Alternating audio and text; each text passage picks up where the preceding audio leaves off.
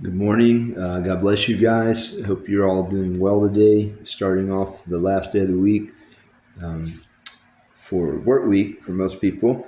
Um, in John chapter 12 this morning, and it says, 6 days before the Passover, Jesus came to Bethany where Lazarus lived, whom Jesus had raised from the dead. Here a dinner was given in Jesus' honor. Martha served while Lazarus was among those reclining at the table with him. Then Mary took about a pint of pure nard, an expensive perfume, and poured it on Jesus' feet and wiped his feet with her hair. Wait a minute. Is this what I did? I know I've done this recently. I can't remember if I did this with you guys. So I'm going to skip. I'm going to skip forward because I think I may have done this with you guys. I've done this with somebody recently. So I'm going to jump to verse 12. This is the triumphal entry as we. It's appropriate because we're getting close to Easter, celebrating the resurrection. So this was Jesus coming to Jerusalem. He's been out doing ministry outside of Jerusalem in the surrounding areas.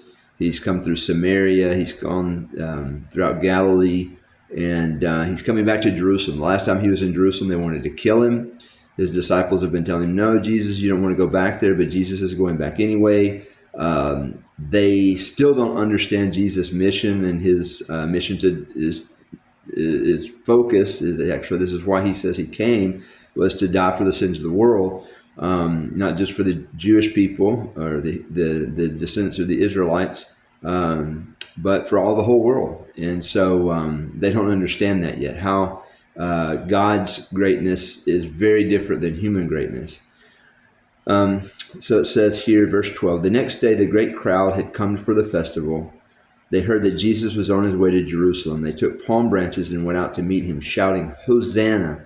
Blessed is he who comes in the name of the Lord. Blessed is the King of Israel." Jesus found a donkey and sat on it, as it is written, "Do not be afraid, daughter of Zion. See, your king is coming, seated on a donkey's colt." At first his disciples did not understand all this. Only after Jesus was glorified did they realize that these things had been written about him, that these things had been done to him.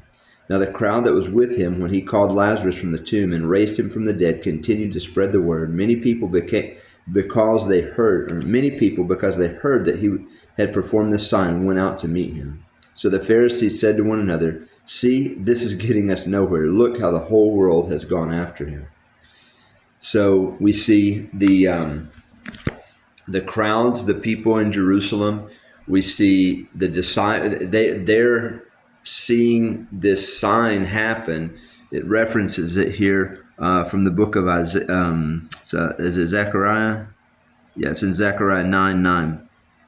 That talks about it's a messianic or a prophetic text that points to the Messiah, that he was going to come into Jerusalem riding on a little donkey, which is actually has cultural symbolism, and the symbol, the cultural symbol, when back then people lived in cities, they didn't usually just live spread out every which way. They lived in cities or lived near the city, and the city with its walls and everything protected you from marauders, from bandits that wanted to come in and kill you and do bad things to you and your family and take what you have. So the refuge, the protection was in a city. So you had these cities, and they'd be somewhat close to each other. And whenever a king would be heading to your city, towards your city, if he was going to come and he's going to attack your city, he's going to come with an army. He's going to come with people with spears and bows and arrows and swords, and he's going to come on a war steed. He's a big, strong horse. That's the symbol of, hey, I'm coming to take you guys out. I'm coming to destroy you. I'm coming to conquer you. But Jesus uses a different symbol. The symbol he uses, and this was a way they actually communicated. Instead of coming into Jerusalem, this is a kingly communication. Instead of coming in riding on a horse, he's coming in riding on a donkey. You can't make war riding on a donkey. He's coming in weakness. This is a weak animal. This is a small animal. It's not an imposing animal. He's coming in meekness, Jesus he didn't come like he could have come. He was the object of all worship and adoration in heaven. He could have brought all that down with him, but he didn't. He came in a more subtle way.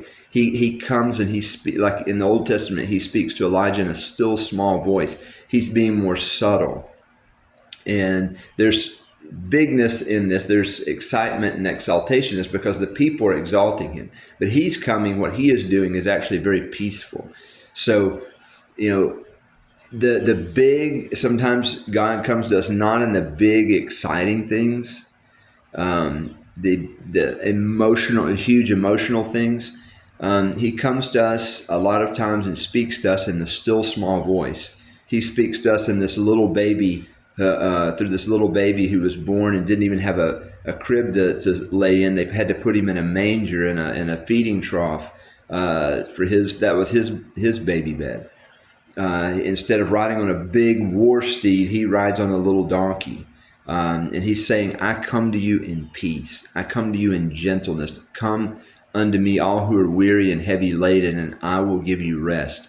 He is the great, powerful king. We're going to see him later in Scripture when we read Revelation. He is one day going to show that might and power to the world.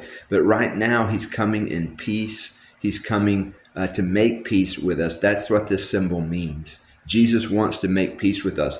What areas of my life have I not made peace with Jesus in? What areas of my life am I still thinking in a this world type of thinking and not in his type of thinking?